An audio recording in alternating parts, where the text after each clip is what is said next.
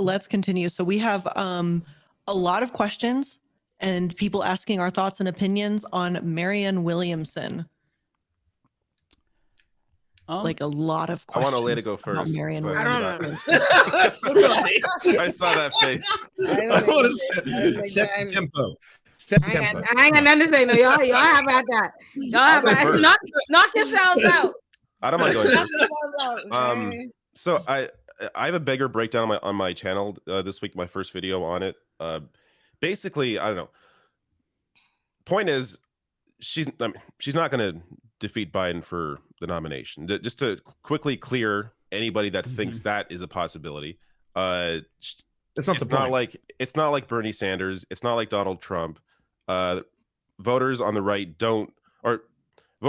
vote because of emotion, that kind of thing. Democratic voters vote usually based on media narratives, based on what's comfortable, based on who they're told is electable. That's not Marianne Williamson. We're talking about a primary. We're talking about an incumbency in Joe Biden. So it's not like 2016. Williamson's not in government. So anyways, she's not going to be Biden for various reasons. Watch my video for more on that. In terms of, whether this is a serious run, whether it's to sell her books, my point on that is that her intention doesn't matter as much as potential impact, and the potential impact, if she is covered, which I don't think she will be past this week, but if she is covered by the media, by mainstream press generally, then there is a potential there to have what she is discussing in her platform, which is a good, it's the working class message. It's a Bernie message. There is a good chance that could, maybe stop Biden from trying to just grab right-wing voters, is what, these runs typically try to do. They try to go after voters on the right as opposed to bring out new people to vote, is how Democrats should be trying to win. But I don't have much faith that's going to happen because I don't think she's going to be covered, really. So regardless of her intention in the run, I don't think that matters as much as the potential impact, but that impact really, I think, is going to be negligible. But I don't know. I agree with that. Watch my videos for more. Do you want to plug before I say something? Go ahead. I was going to say, if she uses this as like an opportunity to basically go on mainstream media and then be like, hey, we should end the military-industrial complex. That's cool. So I'd be fine with that if that's like the extent of it, right? And like, Biden should probably not expand the amount of money the Pentagon's asking for weapons and bombs and not do that thing. That'd be great. So if that's all there is to it, then yeah, I don't really have any opposition to the run, so to speak. Yeah, honestly, there's really no. And to be clear, she has been doing she has been doing that in interviews this week and I guess last week. She has if you go to her site, a solid platform, and she's discussed it, and she's I think a solid orator for at least a certain audience. But I don't think past this week there's going to be a whole lot of talk about Williamson. Yeah, I mean, there's no downsides to her running. I think that for the left, there's only positives. I'm going to be voting for her in a primary. Like, why not? I don't want people to get their hopes up and think that there could be like another Bernie Sanders situation, because as David said, like, this is a primary challenger to an incumbent president. She has a near zero chance of winning. So best case scenario, she can kind of exert pressure on Biden or elevate the salience of particular issues. And that does matter. Like, that's not insignificant. I think that does matter. But in terms of like, there's like this sub conversation going on about whether or not she should have ran as a third party candidate. None of that matters until we actually change the institutions, because our institutions are set up so there was always just two parties. It's called Duverger's law. So what she's doing here is, I think, the best that she can to influence the conversation. And regardless if that is to promote a book or something like that, I honestly don't care, as long as she's talking about these issues. Like, she's talking about Medicare for all and healthcare. I love that. I value that. So if she brings that to the table and gets Biden to maybe do better, which probably not, but, Biden ran away from a public option. So to recenter the conversation on Medicare for all when we were kind of skewing further right and not even discussing a public option, I think that is important. So, like, to the extent that I'll support Marianne Williamson, I'm voting for her. I'm not going to donate any money, unfortunately, and I can't recommend that other people do the same, because it's like we're stretched thin, right? There's other members of Congress that we want to see get elected, or potential members of Congress that we want to see get elected. So, you don't have to get super invested in this. Don't get your hopes up. It's just, this is about messaging. Period. End of story. That's you're all being very nice.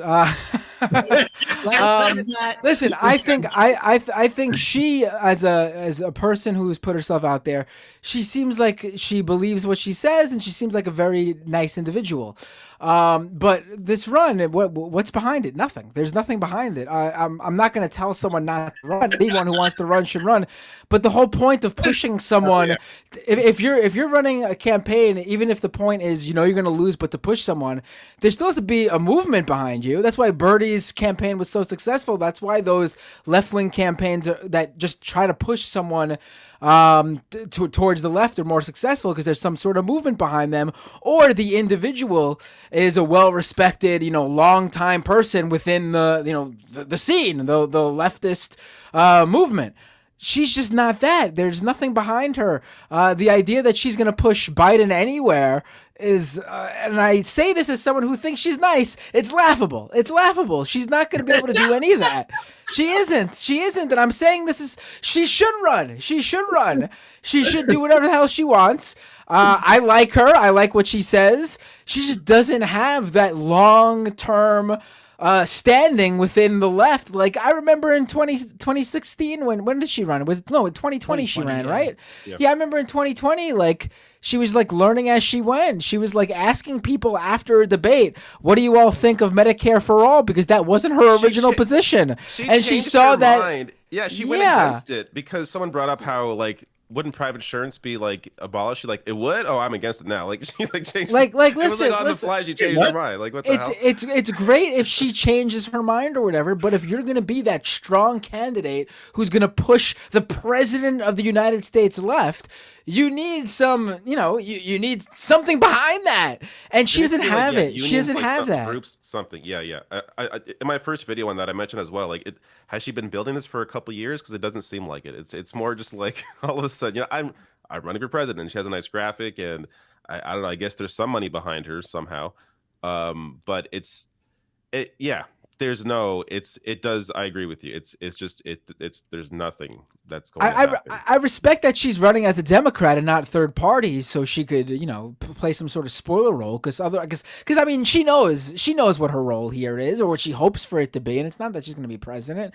It's that maybe she builds a movement or pushes Biden. But I don't see any sort of trajectory there. It just doesn't seem like that's the case. In her defense, I just don't see it. Like, I think that most people acknowledge that this is an incumbent president Democratic Party primary, so it is really hard to generate a movement or excitement. Like, if this were just a blank slate and this were the 2028 primary and it's a free-for-all, I think that there's more potential there. But when you're going up against an incumbent president, that is so difficult. Tell us on her, Mike. You say you would vote for her. What would be your pitch for her? If you was the chief of staff right now, you're trying to get us to vote for her, what would you say? Why are you giving her your vote? Because she's not Joe Biden. That's it. I would just say, I mean, in a primary, it doesn't really matter, right? Like, it's a primary. That's kind of the pitch. She's to the left of Biden, and if somebody else emerges that's to the left of her, like if we get a real commie, I'll vote for the commie. Anyone who's not Biden is my small, teeny tiny, insignificant way of sending a message to the Democratic Party that they don't give a shit about, that, hey, Biden sucks ass, I'd like somebody better. But at the end of the day, it really, in the grand scheme of things, I hate to say it, folks, doesn't really make that big of a difference, right? I appreciate the substance that she brings to these conversations. I think it's really important. Again, like, I feel like she's done better with regard to Medicare for all, and she has the facts and the figures down. And when she's gone on these interviews, the way that she speaks about Medicare for all in particular is really, really beautiful. So I appreciate that. But at the end of the day, in terms of getting power, it's going to be almost, like, I'm not going to say impossible, but we're talking like 0.00001% chance of her winning a single primary. So I just don't want people to get their hopes up as they did, like, with Bernie Sanders in 2016 and 2020, because this is about the messaging and trying to shift the Overton window to the left, in my view. And that's really it. But could you phrase that in the form of an attack ad and use the attack ad like voice too? Be like, in a world where Marianne Williamson, and play it all out. But the problem is though, like, listen, if she pulls off something, and I'll be happy to eat my hat. I'm not like You're not wearing a hat. I'm not Mr. Pro Joe Biden or whatever.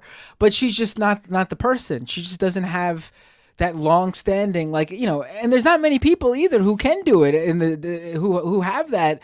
I know you could easily just throw out Bernie, but look, even Bernie has his limits. He's pushed Joe Biden as far as probably Joe Biden will go left. Like if Bernie, if Bernie came out today and said he was going to run a campaign, I'm sure the Biden would be worried, and his people would be worried, because that's someone who can mount an actual campaign against him. But even then, how far can Bernie push Joe Biden? He's already tried to do that, and we've seen where that goes. I mean, Biden is I hate to say it, implementing the family separation policy. Like pushing him at all is going to be really fucking hard. It also just seems like there's very little appetite, at least right now, for a challenge to Biden. Like you can look at polls, and I've cited these polls where like most people do not want Biden to run again; they want somebody else. But when the rubber meets the road, like there's not really going, like, at least for a Marianne Williamson, like it would have to be someone like a Bernie, and even then, I don't think I would want him to do it, because it's this. I don't think it would be successful, and it would just kind of be a dud. Like, again, you're going up against a president. It doesn't. Yeah, it's good. Any Democrat that primaries a sitting Democratic president is basically asking for their career to end that way. Yeah. They will never be looked at the same. Historically, they will never be looked at the same again. Yes. I mean, listen, I saw polls that within the Democratic Party, Biden's approval rating is way up.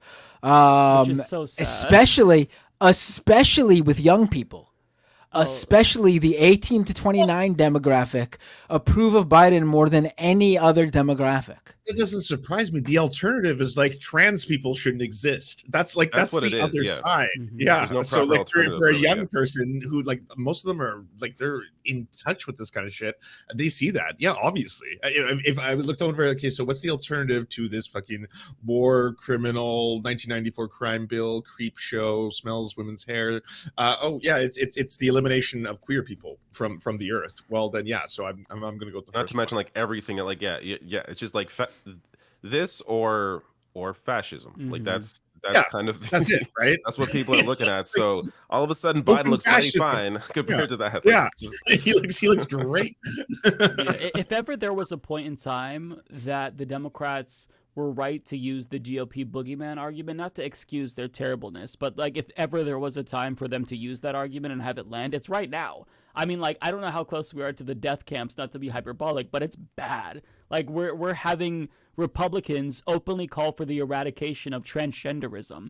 It's scary. Like there's actual organizations now. Somebody just reached out to me personally, who I'm going to bring on my show, who's trying to transport people out of the United States who are trans just to save them or get them into different states where they're going to be more safer. Like it's a bad situation right now. So I hate the Democratic Party. They're terrible, but there's just not even a comparison to the Republicans at this point. They're just so far beyond the pale and such a threat to democracy and the world that the whole lesser of two evil thing doesn't even apply in this instance. Like we're talking about like a force that can like crush the country and lead to genocide.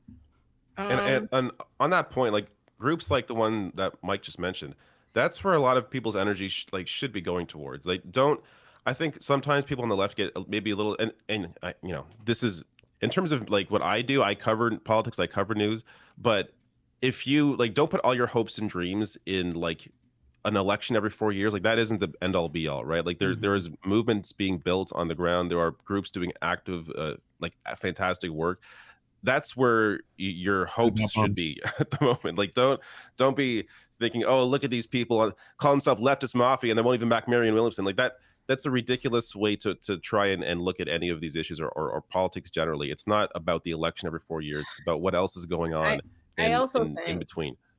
I also think there's an internet left that gets carried away sometimes and loses any sense of nuance. Like there are people that are like very much so to the left because they are organizers and people engaged in actual movements and things every day that don't care to be involved in politics from the sense of like football, and are not interested with who like the internet left has decided they really love and are keyed into and is like rallying around. And some people don't have the luxury to be that interested on an ideological, philosophical level that they put together in their online communities that they really want to back a particular kind of person. Some people are particularly busy, and I think like, you know, I straddle the worlds of like, for me, I don't care about politics on a football level of what the Democrats and the Republicans and who's doing what and the little factions of the day. I don't find it interesting if it doesn't, insofar as it converges with what is happening with like people and particular things and that I'm following and movements and shit that I care about. I verge on that, and then also being that's one side. And then to me, if I'm gonna bother to care, then it becomes about what makes sense, which is a different set of brain. And so in either world for me, the Marianne Williamson thing doesn't get me geared up in either brain. Like in neither brain. And sometimes I also think sometimes there is not a true there are different kinds. There's a much wider political spectrum than we care to like acknowledge, and there's a lot of nuance to things. Like there's a left, there's a black left, there's all these kinds of things. And sometimes who we've decided is the most progressive, because that's who's in our face, and then by our I mean like white mainstream. What is the conversation we're having on the internet and stuff like that is the most leftist progressive thing is really not all too as what you think it is. Like it's not, yeah. So for me, I'm just like, you know, I'm all for, but I will say I see a lot of the comments. People are very interested in her coming on. So if that is a thing, I would just say I will sign on to that. I'm all for the people being able to. I have no opinions. Y'all know I can't vote. Don't nobody look this way. Don't listen to me. Don't say I told you what to do. Nah, I can't even vote. This is a Bahamian. I mind my business. Can't vote in nobody's primary. Marianne was the only candidate in 2020 for full-on reparations. Why'd you scream that at me? You said at Miss Olurin, Marianne was the caps lock only candidate in 2020 for full-on reparations. So because I'm black, my flagship issue is reparations. That's fucking wild. Jesus. That's wild. That's powerful. That's powerful. Not to other you, but I don't know. I'm y'all keep it. Everybody have it. Yes, I'm a Bahamian citizen, Rachel. You should care about this. You should care. This is a crucial issue to you. This tab here's for Binder.